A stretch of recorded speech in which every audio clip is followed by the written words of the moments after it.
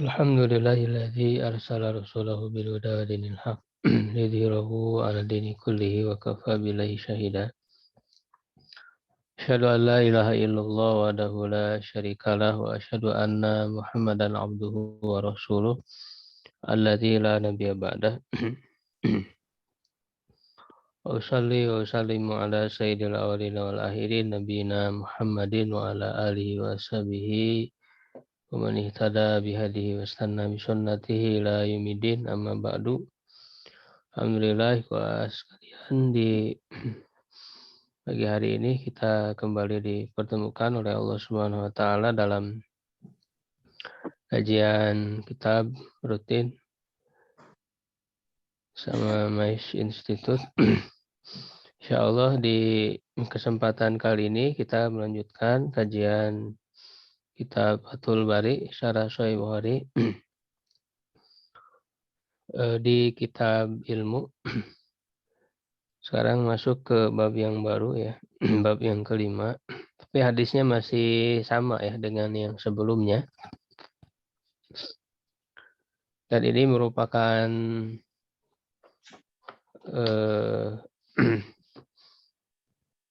metode ya yang digunakan oleh Imam Bukhari dalam menyusun Sahih Bukhari ini, menyebutkan hadis yang sama secara berulang ya, berkali-kali, tetapi dalam bab yang berbeda.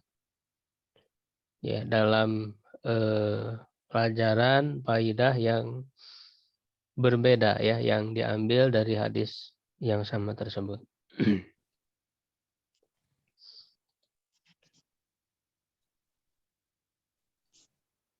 Babu tarhil imami al-mas'alata ala ashabihi.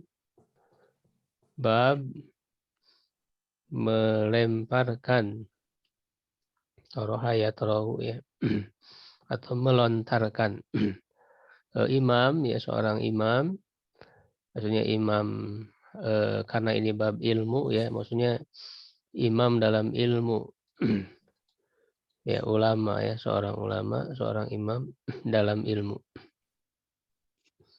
Al-mas'alata ya, permasalahan, ala ashabihi, kepada sahabat-sahabatnya. Sahabat di sini maksudnya murid-murid. Ya, karena dalam Islam murid itu disebut sahabat. Makanya kan murid-murid Rasulullah SAW itu disebut para sahabat. Ya, begitu juga muridnya para ulama ya, para imam itu kan disebut sahabat. Ya, sahabat-sahabat Imam Malik ya, ashabu Malik misalnya. Sahabat-sahabat Imam Abu Hanifah ya, ashabu Abi Hanifah. Ya, sahabat murid-murid Imam Malik, Imam Ahmad, semua disebut ashab, sahabat.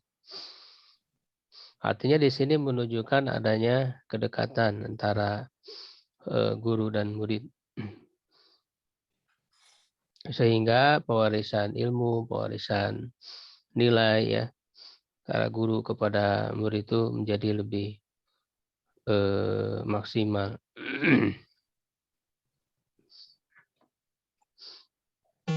Liyahtabiro ma indahum minal ilmi ya, agar menguji ya apa yang ada pada mereka dari ilmu. Ya. Jadi kitab ilmu ini sangat penting untuk kita pelajari di Sahih Bukhari ataupun di kitab-kitab yang lain ya, agar kita tahu bahwa para ulama selain ya dalam pendidikan dan keilmuan Islam ya, selain mereka memperhatikan konten ya yang diajarkan ya, konten dari ilmu dan pendidikan itu, mereka juga sangat memperhatikan metode ya, bagaimana cara mendidik dan mengajar.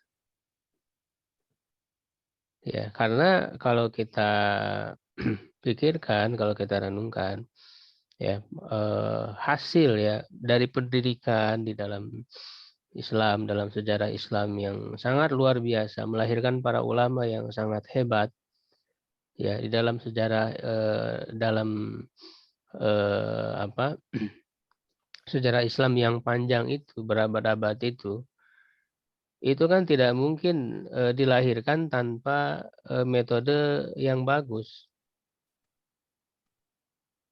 ya, tanpa sebuah apa namanya proses pendidikan ya yang ditata, yang di-manage dengan sangat baik, ya. Karena hasil itu ya akan sesuai dengan usahanya. Nah, maka bagi kita sebetulnya kalau kita ingin mengulang kembali ya kebesaran Islam di dalam pendidikan ya, di dalam keilmuan ya, maka tidak ada cara lain kita tidak hanya belajar secara apa namanya keilmuannya saja, tapi juga belajar bagaimana cara mereka melakukan pendidikan, cara mereka apa mengajarkan keilmuan. Ya, dan bahkan seperti yang dibahas oleh Imam Bukhari ini, manhaj ya, pendidikan dan keilmuan Islam itu langsung dikaji, diambil faidah-faidahnya dari hadis-hadis Rasulullah SAW. Karena Rasulullah SAW itu adalah sebagai pendidik ya, bahkan Rasulullah SAW sendiri bahwa menyatakan bahwa Allah mengutusku sebagai seorang guru, sebagai seorang pendidik. Ya, maka sudah saja metode pendidikan yang kita terapkan di dalam pendidikan Islam kita gali dari hadis-hadis Rasulullah SAW, dari apa yang Rasulullah SAW lakukan. Hadis itu sangat banyak, sangat kaya sekali. Nah, masalahnya di kita, kita terlalu banyak mempelajari metode, teori, konsep-konsep pendidikan dari Barat, dari orang-orang kafir. Walaupun kita tidak menganggap semua dari mereka buruk, tidak, yang baiknya bisa kita ambil. Tetapi kenapa kita punya sendiri, punya Rasulullah SAW sendiri sebagai teladan dalam pendidikan, kenapa kita tidak menggalinya? Padahal itu jauh lebih kaya, jauh lebih hebat, ya, atas bimbingan wahyu langsung dari Allah Subhanahu wa taala, dan juga tidak hanya berbicara tentang teori dan konsep, tetapi juga hasilnya sudah jelas, buktinya sudah jelas. Generasi sahabat yang tidak akan ada lagi tandingannya ya di sepanjang zaman itu adalah hasil sentuhan pendidikan Rasulullah Shallallahu Alaihi Wasallam. Ya, kita mau ahli apa saja itu ada di kalangan para sahabat itu. Ya, dan dari masyarakat Arab Baduy yang jauh dari peradaban, ya kan?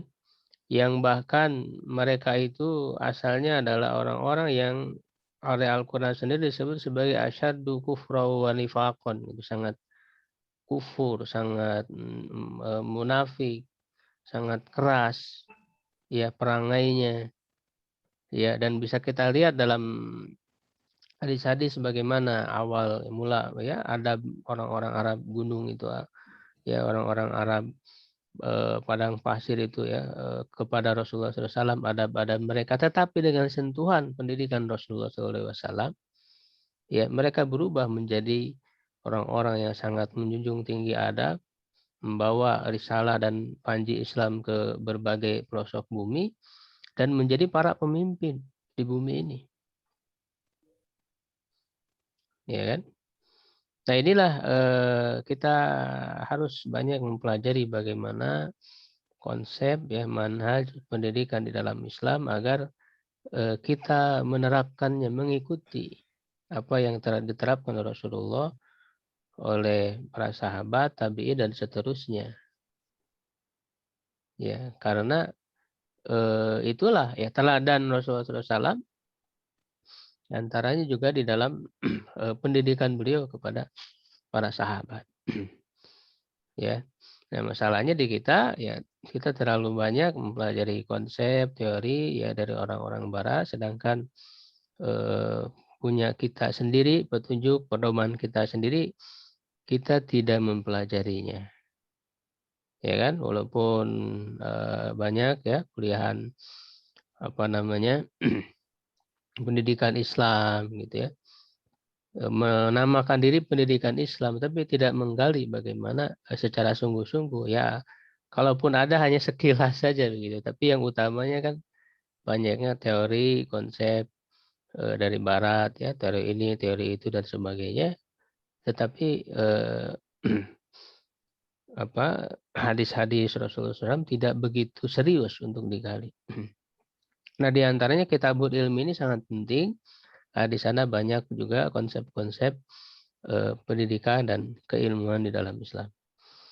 Ya, di sini di antaranya dari apa yang dilakukan oleh Rasulullah SAW, ya sebagaimana disebutkan dalam hadis ini bahwa beliau melakukan pengujian ya kepada sahabat, kepada murid untuk mengetahui kemampuan ilmu mereka. Jadi di sini pentingnya adanya ujian, adanya evaluasi terhadap pembelajaran ya. Hadis ini diriwayatkan oleh Imam Bukhari dari Khalid bin Makhlad ya. Hadatsana Khalid bin Makhlad, hadatsana Sulaiman, hadatsana Abdullah ibnu Dinar, Ali bin Umar, anin Nabi sallallahu alaihi wasallam qala, ya inna minasyajari syajaratan. Sesungguhnya di antara pohon itu ada satu pohon layas kutwarakuha, yang tidak jatuh daunnya, wa innaha matsalul mu'min, dan sesungguhnya pohon itu adalah perumpamaan seorang muslim. Haditsu dimahia, beritahukan kepadaku apa itu. Nah, di sini Rasulullah SAW memberikan pertanyaan, ya kan? Artinya menguji, ya. Maka di antara metode di dalam pendidikan, di dalam pengajaran, ya kita bisa memberikan pertanyaan, soal-soal ujian kepada murid untuk mengukur ya sejauh mana mereka menguasai ilmu. Qala fawaqa'a an-nasu fi syajaril bawadi, maka manusia tertuju ya pikiran mereka kepada pohon yang ada di lembah ya.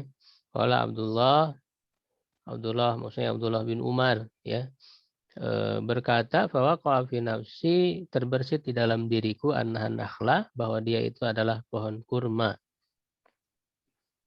Ya, tsumma qalu, kemudian mereka berkata, haditsna ma hiya ya Rasulullah, beritahukan kepada kami ya apa itu wahai Rasulullah. Qala hiya nakhlah, dia adalah pohon kurma.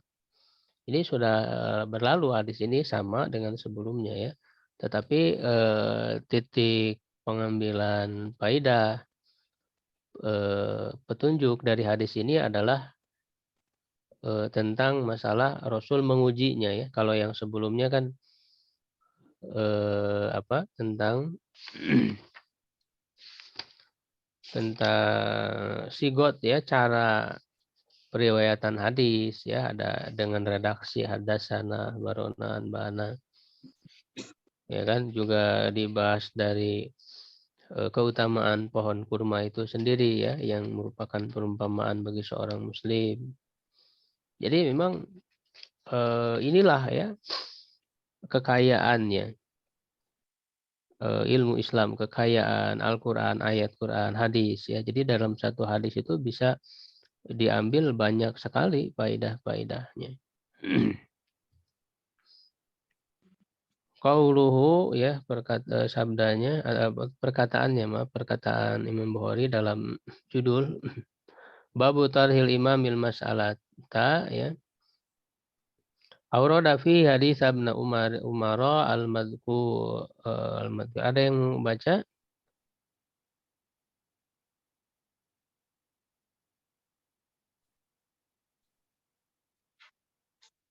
Yang nyoba baca ada? Ustaz. Silakan. Bismillahirrahmanirrahim. Qauluhu babu tarahal imamu al-mas'alata. Aurada fihi hadits Ibnu Umar al-madhkuru bilabzin qaribin min min labzin alladhi qablahu wa innama awradahu bisnadin akhara ibtharan li ibda'in fa'idatun tudfa'u li ibda'in fa'idatin tadfa'u i'tiradu man yud'a alaihi tiqraru. Kecil sekali Ustaz. Bila fa'idatin wa amma da'wal Kirmani annahu limura'atin soni'in masyayikhihi fi tarajimin musannafatihim fi tarajumi musannafatihim wa anna riwayata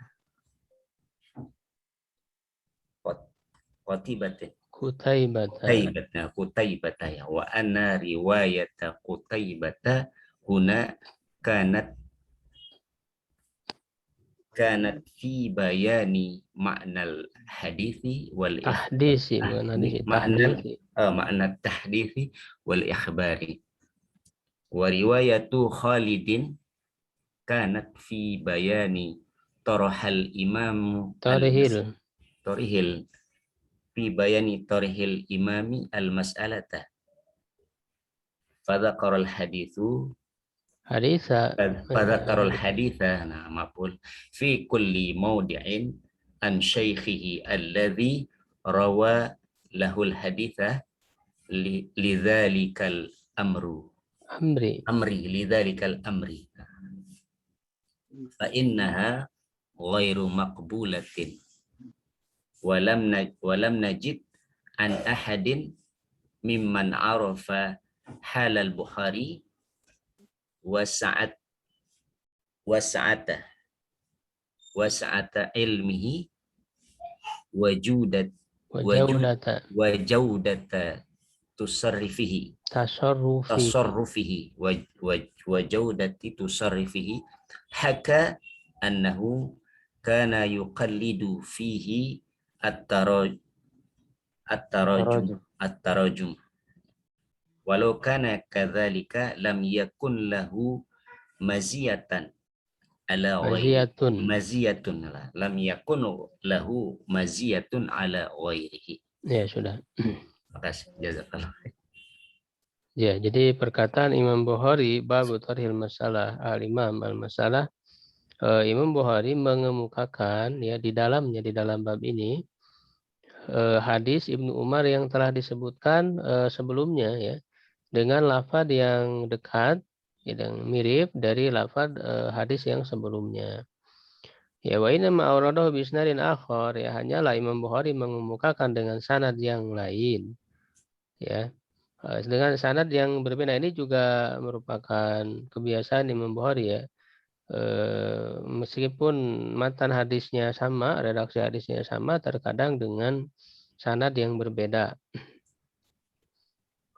Ya isaron ya untuk memprioritaskan ya ili ibda'i faidatin untuk menampakkan faidah ya tadfa'u i'tirada man yadai alaihi tiqrara ya untuk menyanggah ya untuk menjawab ya kritikan ya i'tirad atau bantahan ya orang yang mengklaim adanya pengulangan atasnya tanpa ada faidah ya begitu. Jadi bisa saja orang mengkritik ya bahwa Imam Bukhari mengulang-ulang hadis ya diulang-ulang begitu saja tanpa ada faidah ya. Tidak, jadi Imam Bukhari mengulang hadis itu dengan ada faidah. Ya ada faidah lain yang ingin disampaikan begitu. Wa amma da'wal Karmani annahu limura'ati sunni masyaikhihi fi tarajum sunnafatihim. Dan adapun klaim dari Karmani, ya, Karmani salah satu yang mensyarah ya hadis Sahih Bukhari ini, dia mengklaim bahwa Imam Bukhari ini mengulang-ulang hadis yang sama karena memperhatikan ya apa yang telah dilakukan oleh guru-gurunya ya di dalam tarajum ya, judul-judul bab dari karya-karya mereka. Ya, jadi di sini Imam Al-Karmani mengklaim bahwa Imam Bukhari itu ya mengikuti gurunya saja begitu. Ya kan? Wa anna riwayat Qutaibah huna kanat fi bayani ma'na tahdits wal ikhbar. Dan riwayat Qutaibah di sini di hadis yang sebelumnya ya, berarti itu ada ya dikemukakan dalam rangka menjelaskan makna tahdits dan ihbar itu ya, redaksi di dalam periwayatan hadis ya, ada dengan tahdits berarti hadasana, ikhbar berarti ahbarona. Wa riwayat Khalid kanat fi bayani tarhil imamil mas'alata, dan riwayat Khalid bin Makhlad ini yang kita bahas sekarang adalah dalam rangka menjelaskan bagaimana seorang imam, seorang guru ya melontarkan pertanyaan kepada atau permasalahan kepada murid.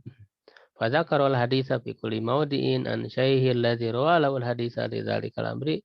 Maka dia menyebutkan hadis pada setiap tempat dari syekhnya yang ia riwayatkan baginya hadis untuk perkara tersebut. Lidzalikal amri fa innaha ghairu maqbulah. Maka itu tidak bisa diterima. Ini penilaian Ibnu Hajar al-Asqalani terhadap pendapat dari Al-Karmani itu yang mengatakan bahwa Imam Bukhari hanya mengikuti kepada guru-gurunya saja. Ya kata Ibnu Hajar, itu nggak bisa diterima, nggak mungkin. Imam Bukhari hanya bertaklid kepada gurunya. Ya, walam najid an ahadin mimman arafa halal Bukhari, dan kami tidak menemukan dari seorang pun yang mengenal ya keadaan Imam Bukhari wa sa'ata ilmihi, keluasan ilmunya, wa jawadata tasarrufihi, dan kebagusan di dalam perilakunya, tindakannya, maksudnya dalam karya-karyanya yang dilakukan oleh Imam Bukhari. Ya, haka annahu kana yuqallidu fit tarajum, yang menceritakan bahwa dia itu bertaklid di dalam tarajum, membuat bab ya, judul-judul bab hadis itu. Ya, dia hanya bertaklid saja. Tidak ada seorang pun yang menceritakan seperti itu. Walau kana kadzalika, kalaulah seperti itu, lam yakun lahu maziyatun ala ghairihi, tidak ada keistimewaan dibanding yang lainnya.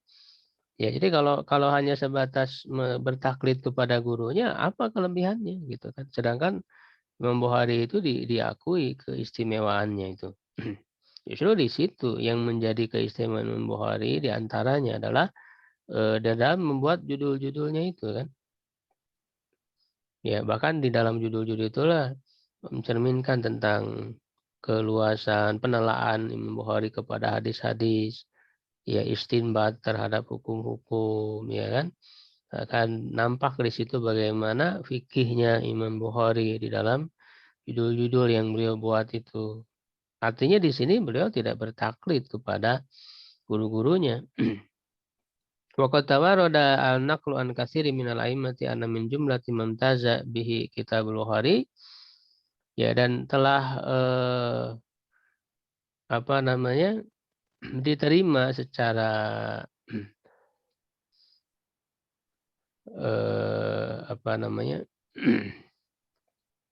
riwayat itu ya telah diterima, banyak diterima an katsirin minal a'immah, dari banyak para imam.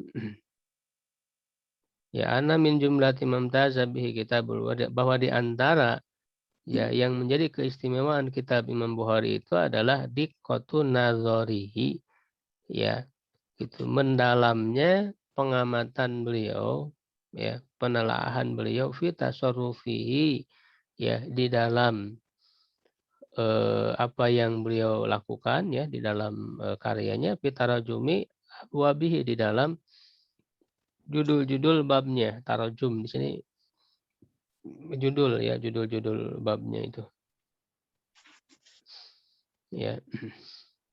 Waladhi da'ahul Karmani, yang diklaim oleh Al-Karmani, yaktadi annahu la maziyata lahu fi dzalik, menuntut bahwa tidak ada keistimewaan ya bagi Imam Bukhari di dalam hal itu, di annahu muqallidun fihi lima syaihi, karena beliau hanya bertaklid ya di dalamnya kepada guru-gurunya.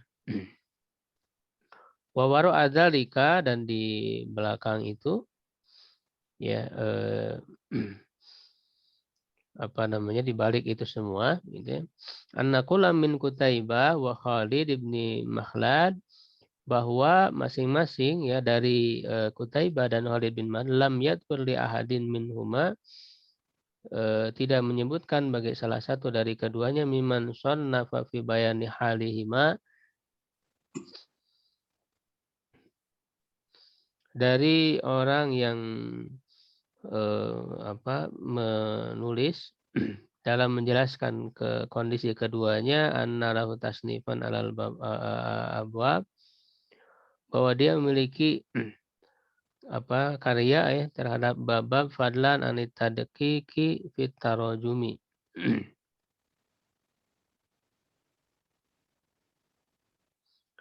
Ya lebih-lebih untuk secara mendalam ya di dalam membuat judul ya.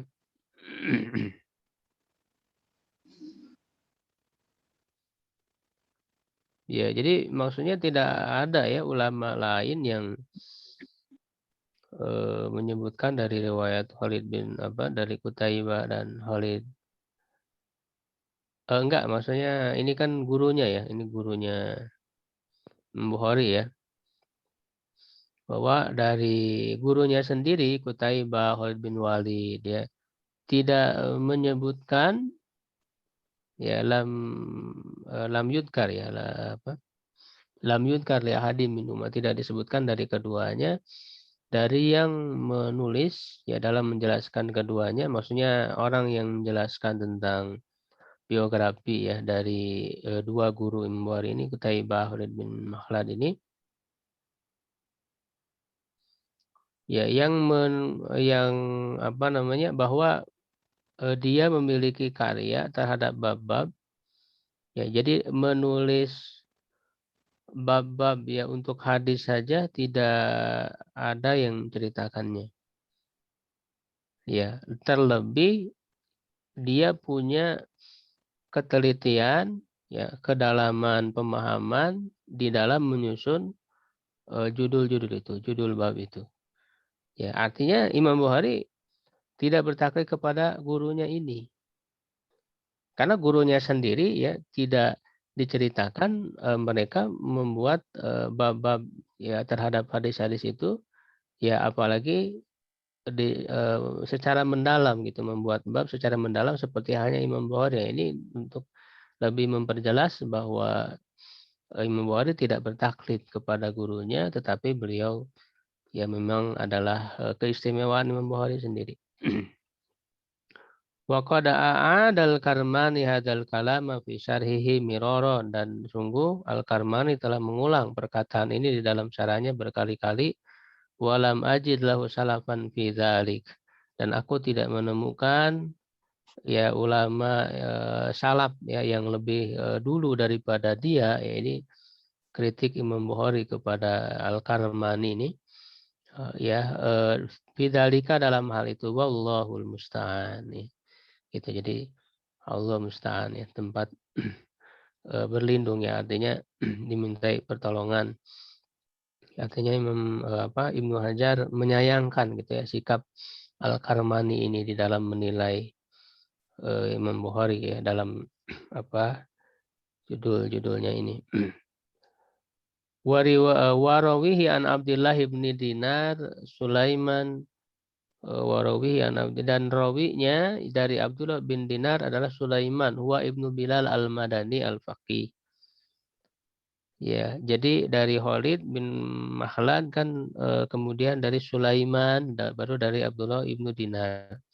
Sulaiman di sini adalah Ibnu Bilal al-Madani al-Faqih, ahli fikih al-masyhur yang terkenal.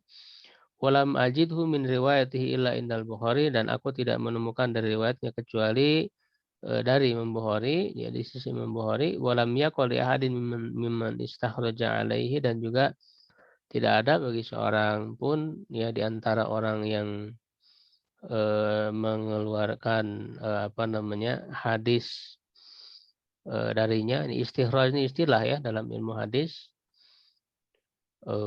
Maksudnya hadis yang sama diriwayatkan dengan sanad yang berbeda ya. Seperti yang sudah kita bahas dalam ilmu sholah hadis, ya, mustakhraj ya. Gitu. Jadi hadis di Sahih Bukhari misalnya diriwayatkan kembali oleh yang lain dengan jalur sanad dia ya, gitu yang berbeda dari Imam Bukhari. Nah, dari mustakhraj itu juga tidak ditemukan oleh Ibnu Hajar ini yang meriwayatkan dari jalur ini, dari jalur Imam Bukhari, dari jalur Sulaiman ya, Ibnu Bilal al-Madani ini. Hatta ada anna Abu Nuaim ya, hingga bahwa Abu Nuaim al-Asfahani inama auradahu hanyalah beliau mengemukakannya ya fil mustakhraj ya, di dalam kitab mustakhrajnya ini ya, kitab mustakhraj yang dibuat oleh Abu Nuaim terhadap Sahih Bukhari itu sendiri min tariqil Firabri anil Bukhari nafsihi gitu ya, dari jalur Firabri dari Imam Bukhari itu sendiri ya. Itu diantara sanad yang menerima dari Imam Bukhari adalah Firabri ya, di Al-Firabri muridnya Imam Bukhari. Faqad wajadtuhu min riwayati Khalid bin Mahlad, dan sungguh aku telah menemukannya dari riwayat Khalid bin Mahlad ar-rawi perawi hadis ini an Sulaiman al-Madhkur, dari Sulaiman yang telah disebutkan akhrajahu Abu Awana fi sahihi, diriwayatkan oleh Abu Awana di dalam sahihnya, lakin qala, tetapi dia berkata an Malikin, dari Malik badal Sulaiman ibni Bilal, badala Sulaimana bani Bilalin, sebagai pengganti dari Sulaiman bin Bilal, jadi dari Malik, bukan dari Sulaiman bin Bilal. Fa in kana mahfudhan fali Khalidin fi syaikhon, jika itu mahfuz ya, bisa terjaga ya ketersambungannya ya, maka Khalid memiliki dua syekh ya, ada dua guru ya, berarti dari menerima dari Sulaiman bin Bilal dan juga dari Malik. Kedua, aku atasrihu bisama, dan sungguh telah ada kejelasan ya di dalam mendengarnya Abdullah bin Dinar lahu ya min Abdillah ibni Umar, ya dari Abdullah bin Umar inda Muslim wa ghairihi ya, pada Sahih Muslim ya, menurut Imam Muslim dan yang lainnya. Maksudnya dengan redaksi mendengar, jadi sami itu dengan mendengar, redaksi mendengar. Kalau di sini kan dengan redaksi an ya, gitu. Kalau di sini Abdullah bin Dinar an ibni Umar, itu an menggunakan an ini an anah ya, kalau dalam ini bisa memungkinkan adanya tadlis kan begitu, an ana ya, gitu. Disebutnya an-anah ya. Tetapi di riwayat lain, di riwayat Imam Muslim itu ada kejelasan mendengar, sami itu ya, mendengar. Gitu. Jadi redaksi an-anah bagi orang yang atau perawi yang diketahui suka mentadlis ya. Mentadlis itu kan artinya sebenarnya dia tidak menerima langsung melalui perantara gitu ya, tapi disebutkan secara langsung dengan menggunakan an. Ya ini kan di antara yang menjadi apa namanya sebab kedhaifan hadis ya, tadlis ini. Ya, jadi kalau menggunakan an dari rawi yang dikenal suka mentadlis ya itu sudah menunjukkan dhaif. Tapi kalau bagi orang yang tidak dikenal tadlis ya menggunakan an itu tidak masalah. Dan apalagi sudah diketahui dalam jalur lain ada disebutkan secara jelas mendengar. Aku mendengar. Kalau aku mendengar berarti langsung. Kalau hanya menyebutkan dari itu kan dia mendengar langsung atau tidak. Gitu. Ya, dalam ilmu hadis itu dibedakan. Jadi dalam Sahih Muslim disebutkan secara jelas bahwa Abdullah bin Dinar mendengar langsung dari Abdullah bin Umar. Ya, ini apa Imam Ibnu Hajar dalam syarahnya banyak mensyarah hanya dari sisi perawinya ya, dari sisi apa namanya membantah penilaian ya, di antara pensyarah terhadap judul yang dibuat oleh Imam Bukhari gitu ya, tidak mensyarah secara mendalam, secara panjang terhadap isi kontennya gitu ya. Ya itu kan yang menjadi topik ya pembahasan ya, kontennya itu adalah bagaimana seorang guru memberikan ujian ya, memberikan apa ya ujian kepada murid-muridnya begitu ya. Mungkin dianggap jelas saja begitu. Dalam prakteknya ya kita bisa membuat apa namanya kreativitas ya, pengembangan bagaimana seharusnya soal yang apa diberikan kepada murid ya untuk menguji kemampuan mereka dan itu telah dilakukan oleh para ulama ya sepanjang sejarah begitu. Dan tidak hanya secara pemahaman ya, tetapi juga hafalan, ya, secara hafalan. Karena ilmu Islam ini diantara kelebihannya adalah dihafal ya, kuat dalam hafalan. Nanti ada bab tersendiri ya, secara khusus dalam menghafal ilmu, begitu. Jadi diuji ya hafalannya, hafalan Quran, hafalan hadis, hafalan ilmu-ilmu ya. Begitu bahkan berbagai disiplin ilmu Islam ini telah dibuat oleh para ulama dalam bentuk nazom misalnya ya. Dalam berbagai matan ilmu ada nazom-nazom agar mudah untuk dihafal. Begitu, menguji secara hafalannya, menguji juga secara pemahamannya. Begitu ya, itu sudah menjadi metode yang sudah dilakukan ya dalam pendidikan Islam itu. Ada ujian ya, pengujian, ada tes ya terhadap murid-murid itu untuk diketahui bagaimana penyerapan mereka terhadap ilmu yang sudah dipelajari begitu. Sehingga layak diberikan ijazah ya. Artinya kebolehan, ijazah itu artinya ajaza yujizu membolehkan, ini kebolehan bagi mereka untuk mengajarkan kembali ilmu yang telah mereka pelajari begitu. Artinya harus diketahui dulu kemampuan mereka. Ya dalam prakteknya tentu bisa kita kembangkan dan teori-teori dari barat sekalipun kalau itu bagus ya sesuai dengan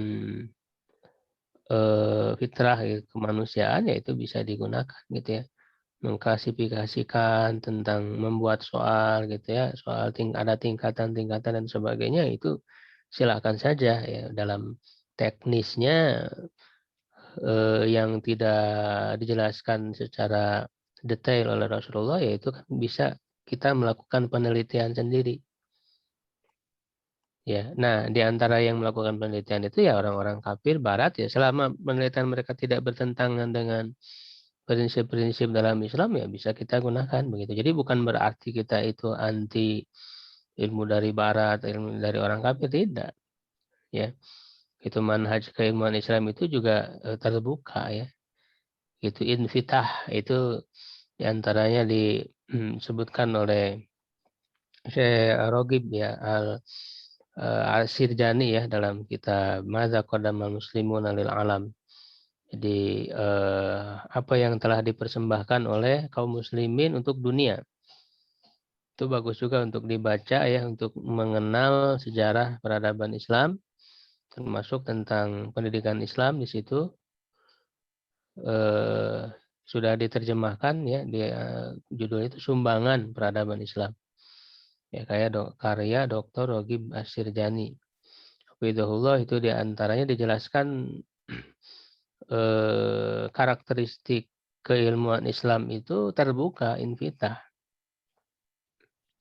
Ya, begitu. Apalagi dalam hal-hal yang teknis, pelaksanaannya, dan itu telah dicontohkan sendiri oleh Rasulullah SAW ketika dalam berperang ya, strategi berperang itu kan dari peradaban mana saja bisa diambil. Misalnya datang dari peradaban Persia yang diusulkan oleh Salman Al-Farisi di dalam perang Khandaq. Salman Al-Farisi mengusulkan untuk membuat parit. Kami itu kalau dikepung musuh, kami di Persia itu, kata Salman Al-Farisi, ya kami membuat parit. Maka digunakan oleh Rasulullah SAW. Jadi keilmuan Islam ini ilfita dalam hal-hal teknis, bukan dalam hal-hal prinsip. Kalau dalam hal prinsip ya ditolak. Ya kan? Gitu, cara pandang atau worldview gitu ya terhadap hal-hal yang prinsip dalam Islam ya itu ditolak. Cara pandang memandang usia muda, misalnya usia remaja, cara pandang Barat itu kan sangat rendah gitu ya, menilai usia muda, usia belia, usia remaja itu dengan usia kenakalan, disebut dengan pubertas. Hanya menilai dari sisi fisik saja sehingga dianggap wajar kenakalan remaja. Nah, itu tidak sesuai dengan cara pandang Islam. Worldview Islam tidak sesuai. Karena dalam pandangan Islam justru pemuda itu kan disebut dengan syabab, dengan syab. Syab itu sendiri bermakna al-futuwa, ya, wal jamal, wal quwah, itu bermakna kekuatan. Bahkan Allah sendiri dalam Al-Quran menyebut usia muda itu dengan quwah. Ya, walad jalan mimba di dofin kuah, setelah lemah kekuatan. Begitu, ini cara pandang worldview ini yang tidak boleh kita terpengaruhi oleh yang lain, punya cara pandang sendiri. Ya, sehingga dari cara pandang, dari hal-hal prinsip inilah nanti dalam realisasinya ya di lapangan itu tentu akan sangat mempengaruhi. Kalau cara pandang kita benar, ya maka tindakan-tindakan yang diambil pun akan benar sesuai cara pandang kita. Kalau kita memandang anak muda itu penuh dengan kekuatan dan sebagainya, ya dengan nilai-nilai yang positif, ya maka kita tidak akan menilai kenakalan remaja itu suatu hal yang wajar. Itu justru adalah penyimpangan, ya, al-inhirab. Ya, berarti ada yang salah dalam pola pendidikan dan sebagainya. Ya, justru kalau kita lihat, nah itu kembali yang menjadi model ya, role model kita itu ya adalah para sahabat. Para sahabat itu mereka di usia muda itu justru disitulah mulai prestasi mereka yang sangat luar biasa. Muncul gairah yang semangat yang luar biasa untuk berjihad itu ketika usia belia. Bahkan diceritakan kan berlomba-lomba ingin pergi berjihad. Ya, anak-anak muda remaja itu Abdullah bin Umar, ya Abdullah bin Mas'ud, Abdullah bin Abbas, ya, Sa'id bin Jubair dan sebagainya. Begitu. Bahkan para ulama sendiri banyak sudah mulai berprestasi itu di usia belia gitu ya. Nah, ini kaitannya dengan metode ya pendidikan dan keilmuan Islam yang harus kita pahami secara benar, prinsip-prinsip seperti apa yang tidak boleh terpengaruh oleh cara pandang yang bertentangan dengan cara pandang Islam. Kalau dalam hal-hal teknis tadi bisa terbuka, bisa mengambil dari peradaban mana saja, ya selama tidak bertentangan dan sesuai dengan fitrah kemanusiaan. Demikian untuk kajian pada pagi hari ini. Alhamdulillah, jazakallahu khairan katsiran kepada Ustadz yang sudah menyampaikan ilmunya pada hari ini kepada kita semua. Ya, bagi para peserta kajian kita rutin, jika ada yang ingin ditanyakan, boleh disampaikan. Kami beri kesempatan. Ya, Ustaz. Ya, silakan. Assalamualaikum warahmatullahi wabarakatuh. Pak Sugandi dulu.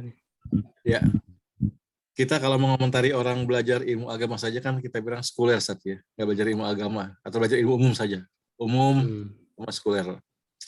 Sekarang kalau misalnya pendidikan agama hanya agama saja ya, ilmu syariah saja, tidak ilmu umum. Itu gimana, Ustaz, ya kedudukannya? Ya, kita lihat hukumnya saja kan, hukum mempelajari ilmu agama ada hal-hal kadar ya, dalam ilmu agama pun nggak semua ada kadar yang wajib padu ainnya. Ya. Ya itu ya setiap orang wajib, seperti dia harus tahu bagaimana ibadah ya, wajib yang wajib misalnya sholat 5 waktu, saum Ramadan ya, kemudian juga akhlak-akhlak yang baik, bagaimana dia berakhlak yang baik dan menghindari akhlak-akhlak tercela ya. Jadi harus mengenal itu ilmu fikih, ilmu suluk, terus juga akidah. Ya itu ada kadar yang fardu ain. Selain yang fardu ain itu termasuk fardu kifayah, baik itu ilmu-ilmu agama pendalamannya dan juga ilmu-ilmu umum. Ilmu-ilmu umum yang bisa menjadi tegaknya kehidupan dunia ini. Ya, boleh kan? Ya bukan boleh, itu fardu kifayah. Iya, betul. Ilmu kedokteran, ilmu pertanian, ilmu ya segala hal yang bisa kehidupan lah ya, kehidupan manusia. Ya kan? Termasuk juga dalam hal pendidikan misalnya, apa yang dibutuhkan agar terlaksananya pendidikan itu, termasuk ilmu-ilmu umum, ilmu-ilmu dunia pun bisa menjadi penopangnya, ya itu juga sama masuk dalam kategori itu. Jadi silakan saja. Itu dalam hal pendalaman kan, yaitu ada yang kepada ilmu syar'inya, kepada ilmu duniawinya. Ya, tidak mengapa. Yang penting tadi ilmu fardu ain dia pelajari lebih dulu, ya kan? Begitu. Dan juga tidak melupakan pedoman hidup dia, ya gitu, sebagai seorang muslim. Tetap dia harus menjadi petunjuk jalan, ya, sehingga dengan terus mempelajari pedoman dia Al-Quran dan Sunnah, ilmu-ilmu Islam, ya ketika dia mempelajari ilmu-ilmu yang lain, kalau nanti bertentangan misalnya ya dengan ajaran Islam, ya harus dia tinggalkan. Ketika mempelajari ilmu hasil pemikiran manusia. Ya, jadi karena ilmu hasil pemikiran manusia kan, dulu ya. Fardu ain dulu ya. Fardu ain dulu. Begitu. Saya menanya, Ustaz. Silakan, Pak Imron. Saya menanya tadi hadis yang ini, Ustaz. Sesungguhnya pohon-pohon tidak akan jatuh daunnya, ya. Sesungguhnya perumpamaan itu sebagai orang Muslim, pohon-pohon maksudnya gimana, Ustaz? Itu udah dijelaskan di pertemuan sebelumnya hadisnya itu. Nah, lupa lagi, Pak. Apa lagi? Iya, itu di antara pohon-pohon itu ada yang tidak jatuh daunnya. Itu maksudnya pohon kurma. Kan ini Rasulullah ngasih teka-teki, ngasih pertanyaan. Ya. Jadi antara pohon itu ada pohon ya yang sifat pohon itu tidak jatuh daunnya, dan pohon itu adalah seperti seorang muslim, ya, yaitu adalah pohon kurma. Ya, di pembahasan sebelumnya nanti mungkin bisa dimurajaah lagi Pak di video sebelumnya ya, bagaimana sisi kesamaan antara seorang muslim dengan pohon kurma itu yang juga disebutkan di dalam Al-Quran juga kan, itu yang akarnya menancap ke dalam bumi ya, cabangnya menjulang ke langit. Nah, karena itu berarti akidahnya kuat. Asluha sabitun wa far'uha fis sama, dan cabangnya menjulang ke langit, berarti amal solehnya tinggi. Ya. Ya kan, lalu tu'ti ukulaha kulahinin, memberikan buah yang siap untuk dikonsumsi, disantap. Jadi disebutkan ukulaha, tidak menyebutkan samaroha buahnya, tapi ukul. Artinya buah itu sudah sampai ke tangan orang dan siap untuk dikonsumsi. Jadi memberi sodako, memberikan manfaat kepada yang lain itu dengan memastikan sampai kepada penerimanya. Karena di sini ukulaha, tidak menyebutkan samaroha, gitu. Tapi ukulaha itu sangat detail gitu ya, bahasa Al-Quran itu. Di situ memberikan petunjuk bahwa kalau kita memberikan manfaat, infak, sedekah kepada orang lain, pada yang berhak, ya kita pastikan dia sampai. Kan banyak orang sekarang yang salah sasaran gitu ya dalam memberikan infak, sedekah itu. Padahal dalam redaksi ayat itu mengajarkan kepada kita agar sampai untuk siap dikonsumsi oleh penerimanya, dan itu setiap musim, tidak mengenal musim artinya orang muslim selalu memberikan manfaat, tidak ada hentinya. Bahkan alladzina yunfikuna fis sarra'i wad dharra, ya kan, yang tetap berinfak walaupun dalam keadaan lapang, dalam keadaan sempit, tetap saja tidak berhenti memberikan manfaatnya. Begitu. Jadi itu Pak, jadi pohon kurma ada karakteristiknya, dan silakan digali, diteliti lebih dalam lagi tentang keistimewaan pohon kurma, dan keistimewaan itu ya ada di dalam diri seorang muslim. Ya, benar. Ya, begitu. Ustaz, Al-An, khotib Ustaz, Al-Annya. Iya, insyaallah. Syukran Ustaz. Alhamdulillah, mungkin untuk sesi pertanyaan dicukupkan dulu ya. Mohon maaf pada para peserta kajian ya, kita batasi dulu karena waktu sudah menunjukkan jam 6 lebih ya. Alhamdulillah untuk kajian kita berutin pada hari ini sudah selesai. Terima kasih ya kepada para peserta yang sudah hadir pada hari ini ya. Kita berdoa ya, semoga ilmu yang sudah disampaikan oleh Ustadz bisa bermanfaat untuk kita semua, dan tentunya bisa kita amalkan dalam kehidupan kita sehari-hari. Dan kita doakan juga semoga Ustadz selalu dalam keadaan sehat walafiat, selalu dalam perlindungan Allah dimanapun berada. Pastinya bisa menyampaikan lagi ilmu-ilmunya kepada kita semua ya. Untuk kita cukupkan kajian hari ini dengan membaca hamdalah dan istighfar. Alhamdulillahirabbil alamin, astaghfirullahalazim, subhanakallahumma wa bihamdika, asyhadu an la ilaha illa anta, astaghfiruka wa atubu ilaik. Wassalamualaikum warahmatullahi wabarakatuh. Waalaikumsalam.